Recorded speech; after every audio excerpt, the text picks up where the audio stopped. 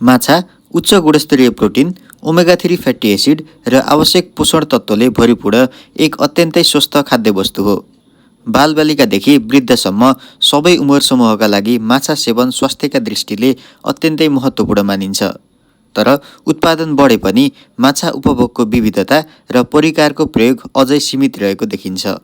यसै कुरालाई मध्यनजर गर्दै माछा उपभोग प्रवर्धन गर्ने र माछालाई परिकारको रूपमा उपभोक्तासम्म पुर्याउने उद्देश्यले 2082 साल माघ 24 गते शनिबार उद्योग व्यापार सङ्घ बर्दाघाट नवलपरासीको आयोजना र राष्ट्रिय कृषि आधुनिकीकरण कार्यक्रम कार्यान्वयन एकाइ रूपन्देहीको सह आयोजनामा माछा तथा माछाका परिकारको विशेष स्टल सञ्चालन गरिएको छ। यस स्टलमा माछाबाट तयार गरिएका विभिन्न स्वादिला तथा आधुनिक परिकारहरू प्रदर्शन तथा बिक्रीमा राखिएका थिए, जस अन्तर्गत fish momo, fish ball, fish finger, fish soup, frozen fish जस्ता परिकारहरूले मेलामा आएका दर्शकको विशेष आकर्षण बढाएको राष्ट्रिय कृषि आधुनिकीकरण कार्यक्रम कार्यान्वयन एकाइ रूपन्देहीका कृषि अधिकृत शोभाखर पाण्डेले बताउनुभयो। माछाको चाहिँ मोमो यसरी माछाकै भरेको यो माछाको पङ्गासिसबाट भरेको मोमो हामीले यहाँ तयार गरिरहेका छौँ र मात्र 80 रुपियाँमा हामीले 8 पिस सहुलियतमा हामी उपलब्ध गराएका छौँ। त्यसै गरी हामीले यही ठाउँमा आएर अहिले माछाको बल हामी यहाँ दिन सक्छौँ। माछाको बल त यसरी यो माछाको बल हो, माछाको किमाबाट बनाएको बल। त्यसै गरी माछाको फिङ्गर, विभिन्न साइजको माछाको फिङ्गरहरू रहेको छ। यो फिङ्गरहरू हामीले सुपथ मूल्यमा 80 रुपियाँमा 5 पिसका दरले यो पनि हामीले दिइरहेका छौँ र आकर्षण चाहिँ एकदम व्यापक देखिएको छ।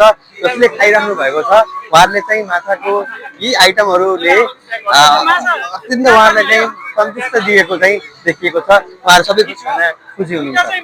यी परिकारहरूले माछालाई केवल ताजा रूपमा मात्र होइन, मूल्य अभिवृद्धि गरिएको उच्च सम्भावनायुक्त उत्पादनको रूपमा पनि परिचित गराउने काम गरेका छन्।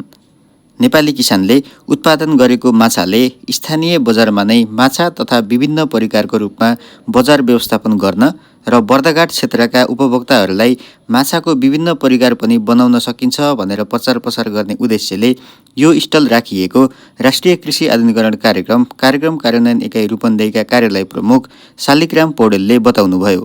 खास गरी हामीले यो अहिले बर्दाघाट उद्योग व्यापार सङ्घले आयोजना गरिरहेको यो प्रथम एक्सपोमा यहाँका आम उपभोक्ताहरूलाई माछाका चाहिँ विविध परिकारहरू बन्छन् है। माछाको हामीले ट्रेडिसनल्ली खाने फ्राई माछा र झोल माछा बाहेक पनि अरू चिकन, मटन, बक्का जस्ता आइटमहरू, चिज बलहरू, फिङ्गर चिप्सहरू, मोमोहरू पनि बन्छन्।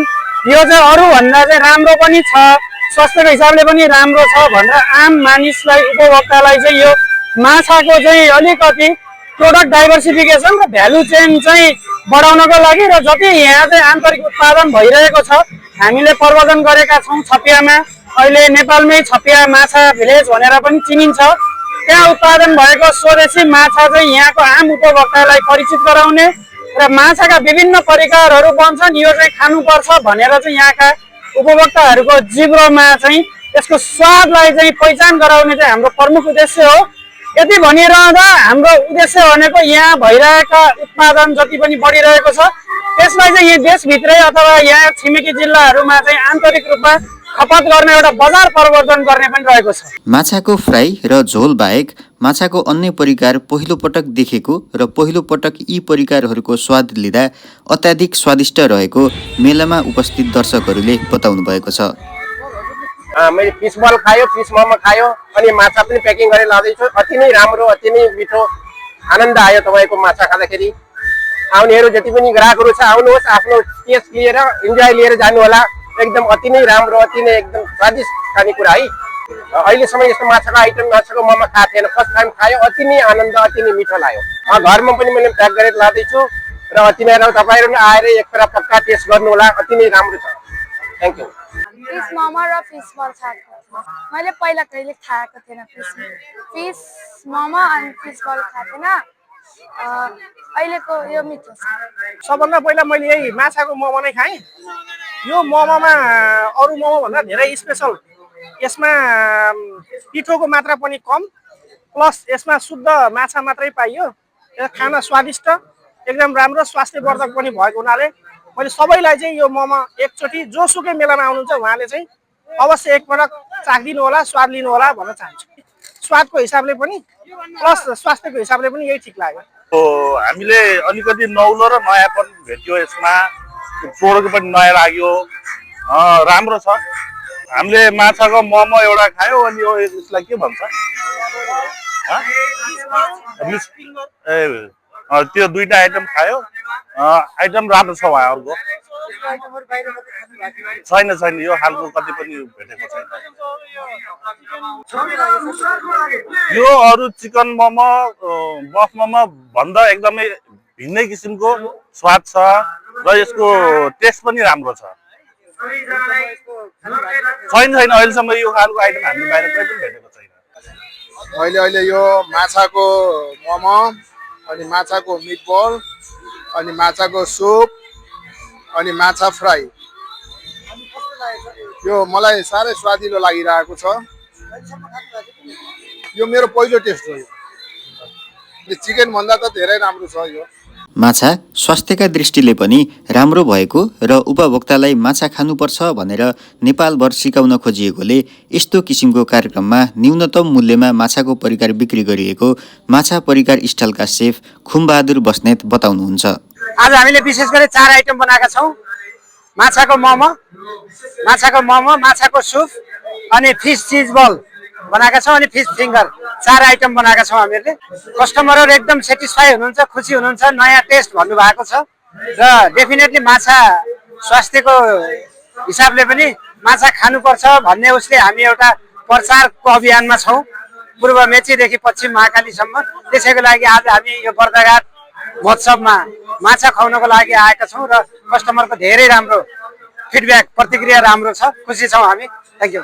माछाको परिकार चखाएर उपभोक्तालाई माछाको स्वाद लिने अवसर प्रदान गर्न माछाको विभिन्न परिकारहरू पनि बन्छ है भनेर जानकारी दिन र माछा उपभोग गर्नुपर्छ भन्ने खालका जनचेतना फैलाउन पनि यो स्टल सञ्चालन गरिएको उद्योग व्यापार सङ्घ बर्दाघाटका अध्यक्ष राजु नेउपाने बताउनुहुन्छ। यो माछालाई हामीले फ्राई र सँगसँगै झोल माछा मात्रै खाने जानेका हामी नेपाली र माछाबाट विभिन्न परिकार बन्दो रहेछ भन्ने एउटा उद्देश्यका साथ माछाका तरिका विभिन्न परिकार जस्तै माछाको फिस बल, त्यसै गरी माछाको चिप, त्यसै गरी माछाको झोल, सँगसँगै माछाको फ्रोजन, विभिन्न परिकार हामीसँग लगभग 5-6 थरीका भेराइटीहरू छन्। ती भेराइटीहरू चाख्नु भएको छ। न्यून मूल्यमा एकदम सुपथ मूल्य राखेर हामीले आज माछाका विभिन्न परिकारहरू यहाँ प्रस्तुत गरेका छौँ। विभिन्न दर्शकहरू आएर आफ्नो स्वाद चाखेर राम्रो प्रतिक्रिया दिएर जानुभएको छ। सँगसँगै माछाको झोल हामी निःशुल्क रूपमा यहाँ स्वाद चखाएका छौँ। यसले पक्कै पनि आगामी दिनमा माछाका विभिन्न परिकार बनाउन खान सकिन्छ। खालि माछालाई माछाको त 2 तरिका मात्र होइन, विभिन्न प्रकारकोमा खान सकिन्छ भन्ने उद्देश्यका साथ यो मेला आयोजना गरेको छ। माछा पालन मात्रै गरिरहेका किसानहरूले माछाको मूल्य वृद्धि गर्न कसरी मूल्य श्रृङ्खलालाई जोड्ने भनेर सिकाउन पनि यो स्टल राखिएको उद्योग व्यापार सङ्घ बर्दाघाटका उद्योगतर्फका उपाध्यक्ष लीलाहरी पौडेल बताउनुहुन्छ। यस क्षेत्रमा रहेका किसानहरूले उत्पादन गरेका माछा जन्य उत्पादनहरूको विभिन्न परिकारहरू बनाएर हामीलाई यहाँ चगाउने एउटा कार्यक्रम यो राष्ट्रिय कृषि आधुनिकीकरण कार्यक्रमले हामीलाई उपलब्ध गराइदिनु भयो। त्यसको लागि म सर्वप्रथम त यस कार्यालयलाई धेरै धेरै धन्यवाद दिन चाहन्छु। र यो कार्यक्रमले मलाई लाग्छ यो माछा उत्पादन गर्ने किसानहरूलाई पक्कै पनि प्रोत्साहन गर्नेछ। उहाँहरूलाई माछा मात्रै उत्पादन गरेर बेच्दा भन्दा माछाको परिकारहरू बनाएर बेच्दाखेरि त्यसको भ्यालु एड हुन्छ पक्कै पनि। र यसले चाहिँ आम नेपालीहरूलाई माछाका यति धेरै परिकारहरू, माछाको मोमो पनि बन्दो रहेछ, माछाको यो मिट बल पनि बन्दो रहेछ, अनि माछाको यो फिङ्गर चिज जस्तो पनि बन्दो रहेछ भनेर जानकारी पनि गराएर मेलामा हेर्नुहुन्छ। यति धेरै मान्छेहरू आवाजात गर्नुपर्छ। धेरैजनाले यस्तो राम्रो खालको फिडब्याक दिइराख्नु भएको छ। र अवश्य पनि यो माछाजन्य परिकारहरूले यो आम नेपालीहरूलाई अब माछा पनि हामीले प्रयोग गर्नुपर्छ, माछा पनि हामीले खानुपर्छ भन्ने कुरा चाहिँ पक्कै पनि जानकारी गराउनेछ। माछा र माछाको परिकार प्रवर्धन गर्न राखिएको यो स्टलबाट 400 जना भन्दा बढी दर्शकहरूले माछाको विभिन्न परिकारको स्वाद लिन पाएको अनुमान गरिएको छ। माछा परिकार प्रवर्धन जस्ता कार्यक्रमहरूले किसानको पसिनालाई बजारसँग जोड्दै माछा पालनलाई आम्दानीमुखी र दिगो व्यवसायतर्फ अघि बढाउने बाटो देखाएका छन्। परिकार र प्रशोधित उत्पादन मार्फत माछाको मूल्य अभिवृद्धि हुँदा किसान सशक्त बन्छन्, उत्पादनमा आत्मविश्वास बढ्छ र भविष्यप्रति आशा पलाउँछ। उपभोक्ताका लागि यस्ता पहलहरूले पोषणयुक्त, सुरक्षित र स्वादिलो खाद्य विकल्प प्रदान गर्दै स्वस्थ जीवनशैलीतर्फ प्रेरित गर्दछ। स्थानीय उत्पादनको उपभोग वृद्धि, रोजगारी सिर्जना र आयात प्रतिस्थापन मार्फत यस्ता कार्यक्रमहरूले कृषि आधुनिकीकरण र आत्मनिर्भर अर्थतन्त्र निर्माणमा महत्त्वपूर्ण योगदान पुर्याउँछन्। बर्दघाट एक्सपो 2082मा प्रस्तुत माछा परिकार प्रवर्धन कार्यक्रमले उत्पादनदेखि उपभोगसम्मको समन्वय सम्भव छ भन्ने स्पष्ट सन्देश दिँदै समृद्ध कृषि र सशक्त राष्ट्र निर्माणतर्फ अघि बढ्ने आशाको आधार तयार गरेको छ।